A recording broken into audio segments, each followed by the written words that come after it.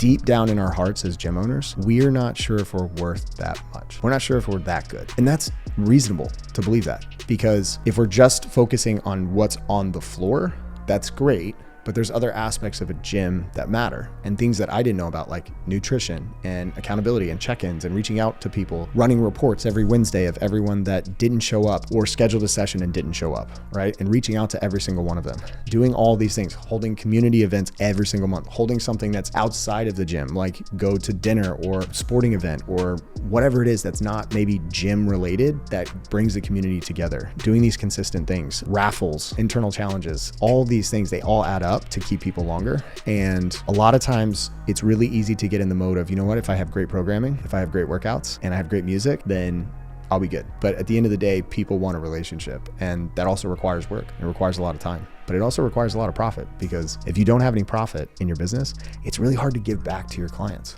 because there's no margin to be able to do that. And that's the whole point behind having a better model, is it's a win-win, because now you get clients that are invested. You're proud of what you're doing, because when you look in the mirror every day, you're like, I am proud of what I'm doing. And it's actually, I'm seeing the result of that, which then feeds into your confidence. And then it also allows you to give back to your clients, because now you have a profit. It allows you to also attract better team members, because now you have money to pay. Because how many times we talk to a gym owner and they're in between a rock and a hard place. They got to hire to give themselves time to grow the business, but they don't have enough money to hire someone. And so it's like, which one do I do? Well, you got to scale faster, which means you're going to have to do double, triple time to do all the things that you need to, and get really good at selling and getting more members in, so that you do have the money to be able to hire people. And then you have to focus on them and building them up at scale. Running a gym is not easy at all. When done correctly, it can be massively profitable. But unfortunately, I think the industry has been, they don't mean it this way, but the industry has been lying to people for a really long time. If you build a great facility, if you care about your community and you have great programming and great equipment or great workouts, that everything will take care of itself. But that's not true. We're talking about humans here. This isn't AI. This isn't machines. These are real humans that have real problems, that have real issues, that have real struggles, that have family things, that have health things, that have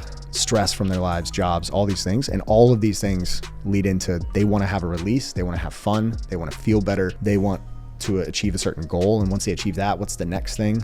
And all of that comes down to having a relationship with people.